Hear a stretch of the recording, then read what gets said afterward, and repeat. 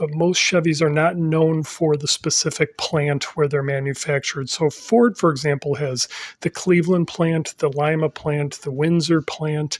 They have the modular engines. They have the Windsor, the Essex. There's a bunch of different terminologies for discussing where like Ford engines are manufactured, where Chevy is just like 350 small block, 409, big block, small block. It's a lot more simpler with the engine description, but like iconic models like the Corvette and the Monte Carlo and the Camaro, people are more identified with Chevy based on the specific Chevy that they drive. Or you might have an Oldsmobile person who will just refer to it as a Rocket. You have a Buick who will refer to a Buick engine as the Nailhead. The Pontiac had the Stratostreak. I don't think people really use that term, just a Pontiac V8. They didn't do the big block, small block thing. And then Hemi was sort of Dodge and Chrysler's way of establishing themselves in NASCAR.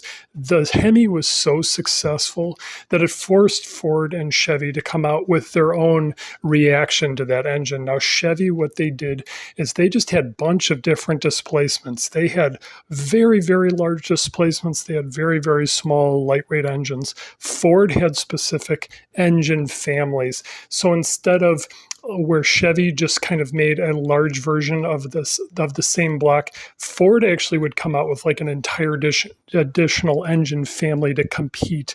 Like, for example, the 385 was their big block. The Cleveland was a 335.